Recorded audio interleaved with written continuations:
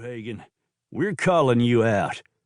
Are you going to be a man and stand on your own, or am I going to have to rip you out of that chair?" Trammel pushed his way through the crowd and came out behind the Bowman boys. "That's enough. You've all made your point. The game's over. Collect your guns and head on home." Both of them turned and had to look up to face him. He knew they didn't like that. No one in the Bowman clan liked looking up at anyone. The family had enjoyed a free hand in Wichita for as long as anyone could remember, certainly long before Trammel had come to town a year before. But Miss Lily hadn't hired him as the bouncer at the Gilded Lily to be popular. She had hired him to keep the peace in her place, and that's what he planned to do. Tyler, the younger of the two, took a step toward Trammel. "This here is a private matter, boy. Best if you just climb back up in your perch and let us be." Trammel looked at the chair that had been thrown aside. "Your private matter's hard on our furniture, and I can't have that. Game's over anyway. Take whatever money you've got left, collect your guns, and try your luck somewhere else." But Will Bowman hadn't budged. He continued to glower down at Hagen. "Damn you, I said get up." Hagen waved him off with a boozy hand, as though he were a fly. "Mr. Trammel, I would appreciate it if you would remove these men at your earliest convenience. They are interfering with the effects of my whiskey, which I'm afraid may soon cause me to become sober." Tyler Bowman remained between Trammel and the table. "What's it gonna be, big man? You taking orders from a drunk now?" "I only take orders from her." Trammel nodded at Lily, who'd been anxiously watching things from the bar at the left side of the room. "She doesn't want any trouble in here. She wants you gone, so out you go." He looked down at Tyler.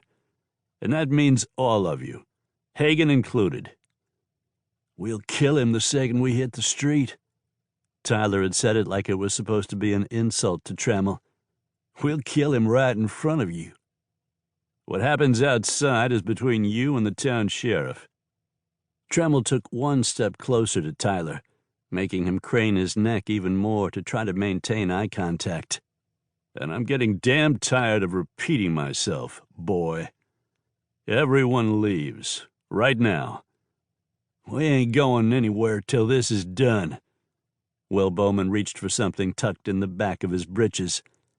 Trammel shoved Tyler out of the way, sending him crashing into the poker table behind him before grabbing Will's wrist just as it came around to the small of his back.